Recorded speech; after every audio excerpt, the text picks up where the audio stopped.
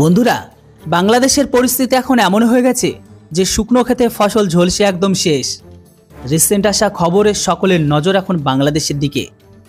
সেখানকার বড় বড় ব্যাংকগুলো আজ বন্ধ হওয়ার পরিস্থিতিতে, এমনকি তাদের অর্থনৈতিক পরিস্থিতি এখন এতটাই খারাপ যে ভারতের একটা ছোট্ট ব্যবসায়ী সেটাকে কেনার মতো ক্ষমতা রাখে। প্রশ্ন এখন একটাই যে এটা কি সেই বাংলাদেশ যারা কোনো একটা সময় ভারতকে ধমকি দিত? চীনের থেকে ফাইটার জেট কেনার প্ল্যানকে করছে এখন, আর ভারতের রাজ্যের উপর নিজেদের দাবি করার চেষ্টা করছে।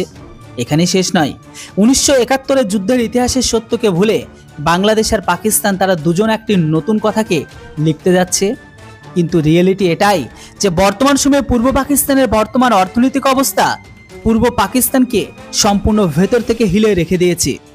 নিজেদের ব্যাংককে পর্যন্ত বাঁচানোর ক্ষমতা রাখে না। তাই এই মুহূর্তে তাদের অর্থনৈতিক চরিত্রের ওপর প্রশ্ন ওঠাটা স্বাভাবিক। এটি না শুধু বাংলাদেশের অন্তর্নিহিত চরিত্রকে বহিঃপ্রকাশ করে, বরং এটি ভারতের ওপরও গম্ভীর প্রেসারকে ফেলে দিয়েছে। এই সব কিছুর মধ্যে এখন আরও একটি গম্ভীর খবর সামনে বেরিয়ে আসছে যে ভারতের চিকেন নেক নামের রণনীতিপূর্ণ এলাকায় রিসেন্ট কিছু আতঙ্কবাদীকে গ্রেপ্তার করা হয়। সেখান থেকে এই আতঙ্কবাদীগুলো তাদের প্ল্যানে সফল হয়ে যায়। তাহলে এর প্রভাব না শুধু ভারত বরং পুরো দক্ষিণ এশিয়ার উপর পড়ে যেত। বন্ধুরা, পুরো ডেভেলপমেন্ট কি চলুন আজকের এই ভিডিওটিতে জানাবো। তো বন্ধুরা, আগে যাবার পূর্বে এই ভিডিওটিকে একটি লাইক করে চ্যানেলটিকে সাবস্ক্রাইব অবশ্যই করুন। যদিও এটা আপনাদের জন্য মাত্র 1 সেকেন্ডের কাজ, কিন্তু আমাদের কাছে আপনার এই 1 সেকেন্ড আমাদের অনেক সাহায্য করবে। যদি আজকের দিন একটু ভালো করে দেখেন তাহলে বুঝতে পারবেন যে এখন এই সব কিছু ঘটনা এখন বাংলাদেশের রাজনীতি আর বাংলাদেশের অর্থনীতি অবস্থার উপর জড়িয়ে আছে। প্রশ্ন এখন একটাই যে এই পরিস্থিতিতে ভারত নিজেকে সুরক্ষিত আর মজবুত করে রাখতে পারবে কিনা। না এটা এই দিকে ইশারা করছে যে বাংলাদেশের অন্তর্নিহিত দুর্বলতা বাইরে সুরক্ষার জন্য একটি বড় প্রভাব ফেলতে পারে। একবার ভাবুন, যখন বাংলাদেশের ব্যাংকের অবস্থা খারাপ হয়ে যাক, তখন তাদের ব্যাংকে যখন তালা লাগানোর মতো অবস্থায় চলে আসে, তো সেই দেশটিকে ভরসা কে করবে? আজকের দিনে একজন মানুষ যতই ভালো হোক না কেন, তার কাছে যদি কোনো টাকা পয়সা না থাকে তাহলে তাকে পর্যন্ত কেউ বিশ্বাস করতে পারবে না। আর এটা তো একটা সামান্য দেশ। তাই এখন ভারতের কোম্পানির জন্য একটি বড় প্রশ্ন এখন দাঁড়িয়ে পড়েছে, তাহলে কোন জিনিসগুলোকে বিনা পেমেন্টে সেখানে পাঠানো হচ্ছে ভারতের তরফ থেকে?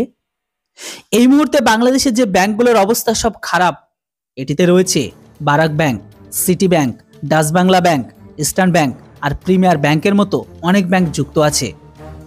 এদের অবস্থা এমন হয়ে গেছে যে একটি পুরনো বাড়ির মতো যখন তখন ভেঙে পড়তে পারে।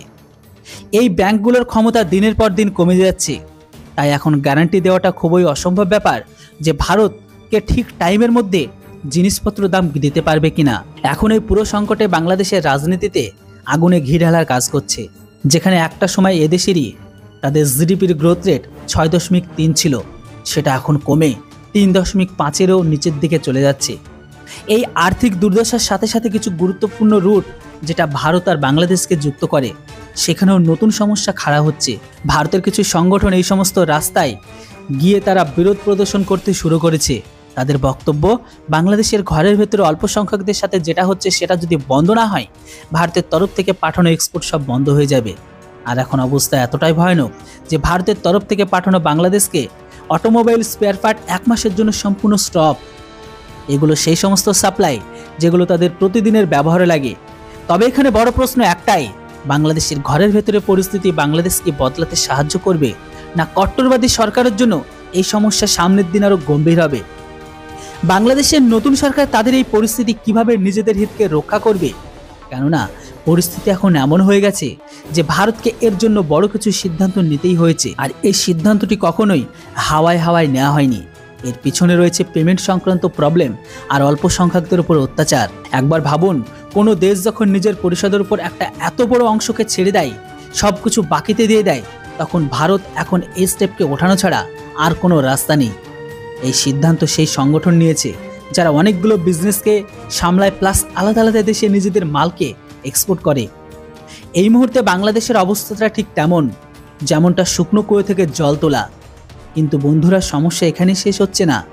সেখানকার রণনীতি এলাকাগুলো, বিশেষ করে চিকেন নেকগুলোকে বাংলাদেশের উগ্রবাদীদের দ্বারা নিশানা করার চেষ্টা করছে। এই এলাকাটা ভারতের জন্য ঠিক ততটাই গুরুত্বপূর্ণ যেমনটা একটা কৃষকের জন্য তার জমি।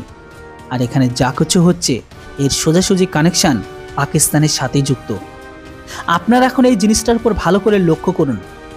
যখন থেকে বাংলাদেশের ঘরের ভেতরে রাজনৈতিক উথালপাথাল শুরু হয়েছে, তখন থেকে পাকিস্তান খুব ভালোভাবে এন্ট্রি নিয়েছে সেখানে। দুটো রাস্তাকে সম্পূর্ণ খুলে দিয়েছে তাদেরই জন্য। সমুদ্রের কানেক্টিভিটি যেটা 53 বছর ধরে বন্ধ ছিল, এখন এটা চালু। আর দ্বিতীয়ত, পাকিস্তানের লোক বাংলাদেশের ভিসা খুব সহজেই পাবে, সেম বাংলাদেশেরও। এটার ফলে দুই দেশের মধ্যে যাওয়া আসা আজ এতটাই সহজ হয়ে গেছে, যেমনটা খোলা সীমার মাঝে কেউ থামানোর নেই কাউকে। তবে এখানে ভাবনার মতো বিষয় এটাই যে এখানকার এই পরিস্থিতিকে কি সামলাতে পারবে বাংলাদেশ, না তাদের খেলায় তাদের জন্য সামনের দিনে বড় সংকট তৈরি করবে। এমনকি রিসেন্ট বাংলাদেশের ঘরের ভেতরে 8 জন লোককে গ্রেপ্তারি করে ভারত সবাইকে অবাক করে দিয়েছে। কেননা পুলিশের কথা অনুসারে পশ্চিমবাংলা থেকে শিলিগুড়ি হয়ে সোজাসুজি পূর্বোত্তর রাজ্যগুলোকে নিশানা বানানোর চেষ্টা করেছিল বাংলাদেশের টেররিস্টগুলো। যে রাস্তাকে এই মুহূর্তে চিকেন নেক বলা হয়, সেই সমস্ত ব্যক্তিগুলোর কাছে থেকে 16 জিবির পেনড্রাইভ, ভয়ঙ্কর অস্ত্র, এমন কিছু নিশানার এমন কিছু ব্যাপকে পাওয়া গেছে যেটা তাদের সোজাসুজি জিহাদি এজেন্ডাকে প্রকাশ পায়। যেটা দেখে বোঝা যাচ্ছে বাংলাদেশের ভেতরে লুকিয়ে থাকা বাংলাদেশি জিহাদিগুলো আমাদের জন্য একটা বড় বিপদকে তৈরি করতে পারে সামনের দিনে। এখনো পর্যন্ত ভেরিফাই জারি, কিন্তু এখন এটা খুঁজে পাইনি যে এই সমস্ত কিছু করার পেছনে এখন কার হাত রয়েছে। তবে প্রশ্ন এখন একটাই যে এরকম পরিস্থিতিতে এখন ভারতের কি করা উচিত? তাহলে কি এখন বাংলাদেশের খেলাফ কড়া অ্যাকশন নেওয়ার সময় চলে এসেছে? কিন্তু বন্ধুরা, এই মুশকিল সময়ে আমাদের দেশের জন্য গর্ব করা উচিত। কেননা রিসেন্ট আমাদের ডিআরডিও একটি এমন অদ্ভুত বন্দুককে তৈরি করেছে যেটি আমাদের সেনার ক্ষমতাকে আরও কয়েক গুণ বাড়িয়ে দেবে, যেটি যুদ্ধের ময়দানে আমাদের সেনাবাহিনীকে একটি নতুন বুস্টার হিসেবে কাজ করবে। এই বন্দুকটাকে বিশেষ করে বানানো হয়েছে ক্লোজ রেঞ্জ শুটিংয়ের জন্য, যেখানে আজকের দিনে AK-47 বা কোনো অ্যাসাল্ট রাইফেল শর্ট রেঞ্জে খুব একটা কাজে আসে না, বা ক্লোজ রেঞ্জে। তাই আমাদের এই নতুন রাইফেলটি তৈরি হতে শুরু হয়ে গেছে কানপুরে। আর এটি একটি আত্মরক্ষা ভারত অভিযান অনুসারে দেশকে মজবুত করার উদ্দেশ্যে এটি একটি বড় পদক্ষেপ। এই বন্দুকের বিশেষত্ব, এটি একটি লাইট ওয়েট বন্দুক যেটি মাত্র 3 কেজির, কিন্তু এর ক্ষমতা কোনো ভারী অস্ত্রের থেকে কোনো অংশে কম নয়। এটি 200 মিটার পর্যন্ত সঠিকভাবে নিশানা লাগাতে সক্ষম। আর এটি -20 ডিগ্রি সেলসিয়াস ঠান্ডাতে থেকে শুরু করে উত্তপ্ত মরুভূমিতে এটি সফলভাবে ফায়ারিং করতে পারে। এটি সেনার জন্য ক্লোজ রেঞ্জ বা ক্লোজ ফায়ারিং একটি গুরুত্বপূর্ণ অস্ত্র হতে চলেছে। এর সাথে সাথে এটি প্রতি মিনিটে 700 রাউন্ডকে ফায়ার করতে পারে। এটি আধুনিক যুদ্ধের সবথেকে গুরুত্বপূর্ণ অস্ত্র মনে করা হয়। ভারতের বিজ্ঞানীদের কারণে আমাদের সেনাবাহিনী না শুধু একটা নতুন ক্ষমতাকে পেয়েছে, এর সাথে সাথে গোটা বিশ্বে একটা মেসেজ দিয়েছে যে ভারত নিজেদের সুরক্ষার জন্য অন্য কারোর উপর নির্ভরশীল নয়। এটি আত্মনির্ভরের একটি জলজান্ত উদাহরণ। বন্ধুরা, আজকের আপডেট শুনে আপনাদের কি মতামত সেটা অবশ্যই কমেন্ট বক্সে লিখে জানান। আর আপনারা এটা অবশ্যই কমেন্ট বক্সে লিখতে কেউ ভুলবেন না যে এই মুহূর্তে আমাদের তরফ থেকে বাংলাদেশকে সমস্ত সহায়তা দেওয়া উচিত না বন্ধ করা উচিত। আপনাদের গুরুত্বপূর্ণ বা মূল্যবান মতামত অবশ্যই কমেন্ট বক্সে লিখে জানান। Thanks for watching. জয় হিন্দ, বন্দে মাতরম।